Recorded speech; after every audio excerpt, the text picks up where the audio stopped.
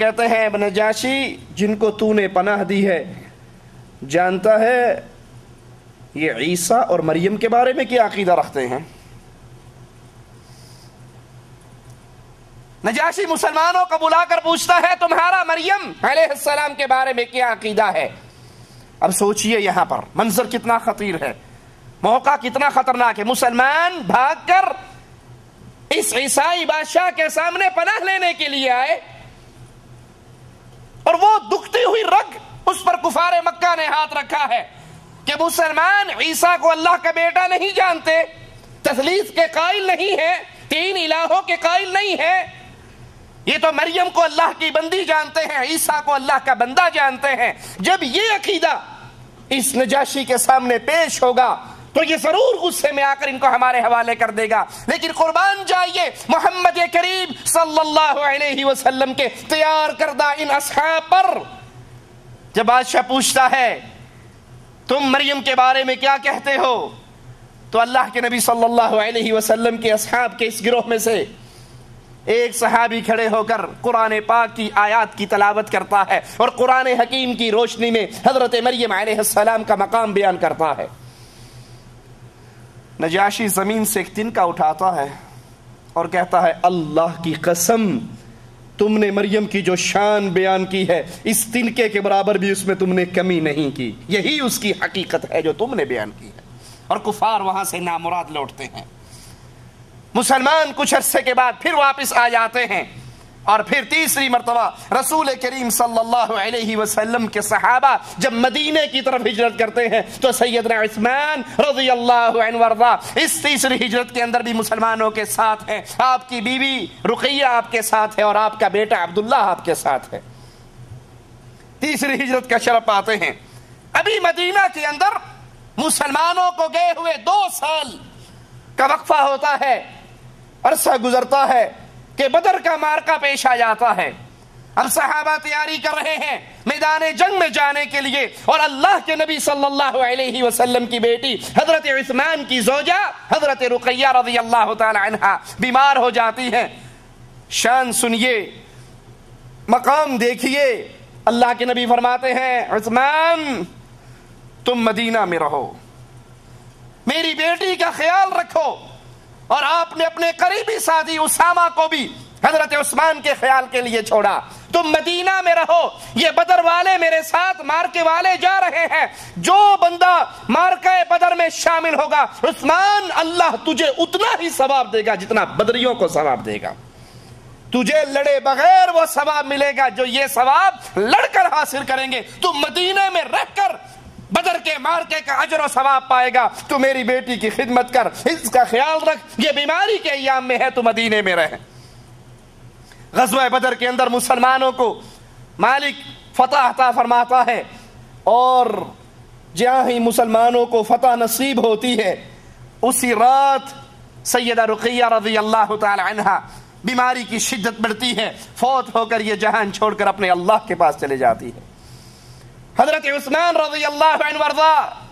اپنی بیوی کو دفن کرتے ہیں کہ اللہ کے نبی صلی اللہ علیہ وسلم تشریف لاتے ہیں۔ آپ کو بڑا غم ہوتا ہے، جہاں عثمان کو غم ہے وہاں نبی کو بھی غم ہے۔ اللہ کے رسول صلی اللہ علیہ وسلم اپنی بیٹی کی قبر پہ جاتے ہیں، آنکھوں سے آنسو بہ رہے ہیں، ان کے لیے مغفرت کی دعا کر رہے ہیں، اور حضرت عثمان غم میں نڈھال ہے، اور اس غم کی کیفیت میں آپ کی زبان سے بے اختیار جو جملے نکلتے ہیں وہ جملے یہ ہے افسوس میرا محمد کریم صلی اللہ علیہ وسلم سے جو دامادی والا رشتہ تھا وہ رشتہ آج ختم ہو گیا۔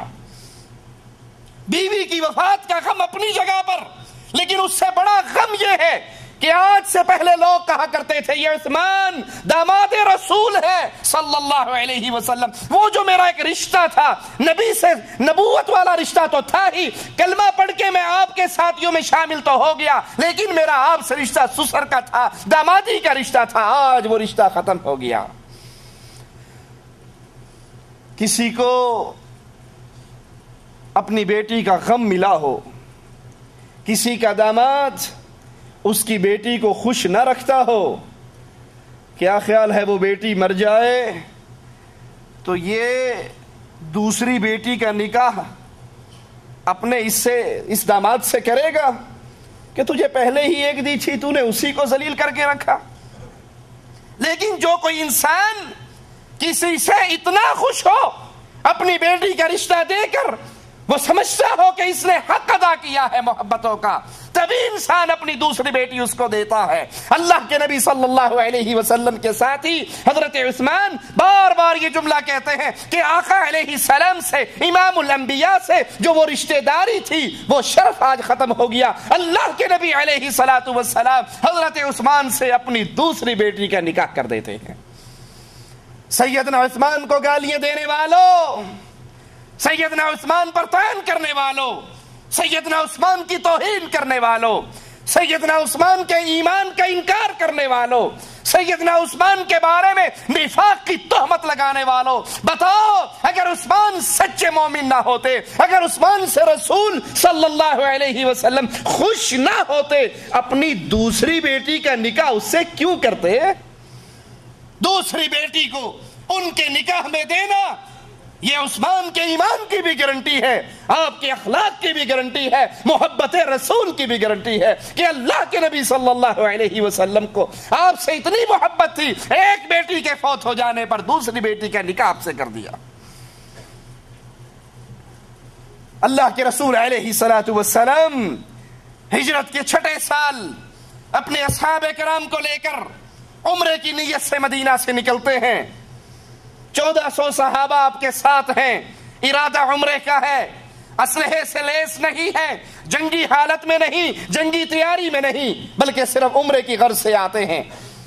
کفار مکہ کو پتہ لگتا ہے کہ رسول کریم صلی اللہ علیہ وسلم تشریف لا رہے، وہ عہد کرتے ہیں کہ اللہ کے نبی علیہ الصلوۃ والسلام کو ہم مکے کی حدود میں داخل نہیں ہونے دیں گے۔ اللہ کے نبی علیہ الصلوۃ والسلام کو بھی ان کے ارادوں کی خبر پہنچ جاتی ہے، آپ راستہ بدل کر حدیبیہ کے مقام تک پہنچ جاتے ہیں، اور وہاں سے قریشیوں کو پیغام بھیجتے ہیں، اپنا سفیر روانہ کرتے ہیں کہ ہم جنگ کی نیت سے نہیں آئے، ہم تو عمرہ کرنے کے لیے آئے ہیں، ہم اللہ کے گھر کی زیارت کے لیے آئے ہیں، جنگ کے لیے نہیں آئے، عمرہ کریں گے، بیت اللہ کا طواف کریں گے اور پھر واپس مدینہ لوٹ جائیں گے۔ قریش مکہ طائف کے ایک سردار عروہ ثقفی کو بھیجتے ہیں، وہ آتے ہیں رسول کریم صلی اللہ علیہ وسلم کی ملاقات کے لیے، آپ سے ملاقات کرتے ہیں، آپ ان کے سامنے بھی یہی بات رکھتے ہیں کہ ہم جنگ کے لیے نہیں آئے، جنگ کا ہمارا ارادہ نہیں ہے، تمہارے سامنے ہماری کیفیت، ہم جنگ کی تیاری سے نہیں آئے، ہم تو خالصتاً عمرہ کرنے کی نیت سے آئے ہیں۔ یہ عروہ واپس لوٹتے ہیں، قریشیوں کے سامنے رسول کریم صلی اللہ علیہ وسلم کا پیغام رکھتے ہیں، اور ساتھ نبی کریم صلی اللہ علیہ وسلم کی مجلس کے جس منظر کو دیکھ کر گئے تھے وہ بھی بیان کرتے ہیں۔ نبی وضو کرتے علیہ الصلوۃ والسلام، میرے نبی کے صحابہ آپ سے محبت کرنے والے، وہ اتنی محبت کرتے، وہ پانی جو آقا کے جسم اطہر کو لگ کر نیچے گرتا، اس کو کوئی نیچے نہ گرنے دیتا بلکہ پہلے ہی اپنے ہاتھوں پہ لے لیتا، اور اگر کسی کے ہاتھ میں پانی کے قطرے نہ آتے وہ اپنے ساتھی کے گیلے ہاتھ پر اپنا ہاتھ لگا لیتا۔ یہ عروہ کہنے لگے، اے قریش مکہ، اے سرداروں، میں نے بڑے بڑے بادشاہوں کے درباروں کو دیکھا ہے، کیسر و کسریٰ کے درباروں میں گیا ہوں، لیکن اللہ کی قسم جو عزت، جو محبت، جو قربانی، جو ایثار میں نے محمد کے صحابہ کو محمد سے کرتے ہوئے دیکھا ہے، میں نے دنیا کے کسی بادشاہ کے دربار میں نہیں دیکھا۔ تم جنگ سے باز آ جاؤ اور محمد کریم صلی اللہ علیہ وسلم سے صلح کر لو۔ قریش نہ مانے، آقا علیہ الصلوۃ والسلام نے ایک اور سفیر کو بھیجا، قریش نے ان کے ساتھ برا سلوک کیا اور واپس لوٹایا۔ پھر رسول کریم صلی اللہ علیہ وسلم کی نگاہ انتخاب محمد کریم صلی اللہ علیہ وسلم کی نظر اپنے پیارے ساتھی عثمان رضی اللہ عنہ وارضاہ پر پڑی۔ سیدنا عثمان کا بڑا مقام تھا اہل مکہ کے ہاں۔ حضرت عثمان جاتے ہیں، اہل مکہ سے کہتے ہیں، مکہ والو، میں اور میرا حبیب، میرے امام اور میرے قائد اور میرے نبی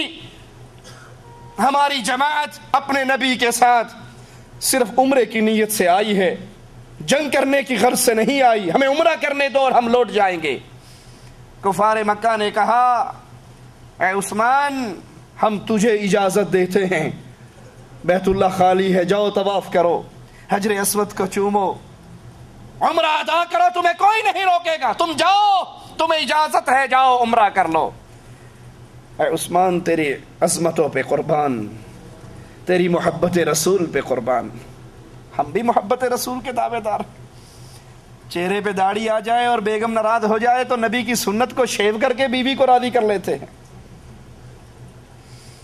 نبی کی بات ماں کی بات سے ٹکرا جائے، ماں کی بات کو سینے سے لگا دیتے ہیں، حدیث رسول کو پشت کے پیچھے پھینک دیتے ہیں۔ اجی مولوی صاحب بات تو ٹھیک ہے لیکن آج تو شادی ہے نا میری، آج تو امی کی بات چلے گی، امی نے کہا ہے ڈھول بجیں گے تو بجیں گے، آج شادی ہے، آج حدیث کی بات نہ کرو، قرآن کی بات نہ کرو۔ بیت اللہ خالی ہے، سامنے موجود ہے، عثمان مکہ میں ہے اور اجازت مل رہی ہے، جاؤ بیت اللہ کا طواف کر لو، جاؤ عمرہ ادا کر لو۔ کہتے اللہ کی قسم میں اپنے نبی کے بغیر اللہ کے گھر کا عمرہ نہیں کروں گا، بیت اللہ کا طواف نہیں کروں گا، حجر اسود کو نہیں چوموں گا، سعی نہیں کروں گا اگر تم میرے آقا کو اجازت نہیں دیتے۔ یہ کیسے ہو سکتا ہے؟ میں اور میرے نبی مدینے سے اکٹھے چلے عمرے کی نیت پہ، نبی اس سعادت سے محروم رہے اور عثمان عمرہ کر کے جائے۔ عثمان بھی عمرہ تب کرے گا جب محمد رسول اللہ کریں گے صلی اللہ علیہ وسلم۔ سیدنا عثمان کے نام پر اپنے بیٹوں کے نام رکھنے والوں، سیدنا عثمان کے ایمان جیسا ایمان بھی تو بناؤ کہ نبی کی بات، پھر کائنات میں کسی کی بات اس نبی کی بات سے ٹکرا جائے، دنیا کے ہر بندے کی بات کو ٹھوکر مار دو، محمد کی بات کو سینے سے لگا لو۔ بیت اللہ موجود ہے، اجازت نامہ موجود ہے، کہتے ہیں عثمان واپس لوٹ جائے گا، بیت اللہ تیرا طواف تب کروں گا جب محمد میرے ساتھ ہوں گے صلی اللہ علیہ وسلم۔ کفار کو بڑا طیش آیا، اپنے نبی سے اتنی محبت، ہم بیت اللہ کے طواف کی اجازت دے رہے اور یہ کہتے ہیں نبی کے بغیر نہیں کروں گا۔ کفار مکہ سیدنا عثمان کو مکہ میں ہی روک لیتے ہیں، مسلمانوں تک خبر پہنچ جاتی ہے سیدنا عثمان رضی اللہ عنہ وارضاہ شہید کر دیے گئے۔ مسلمان شدید غصے میں آتے ہیں،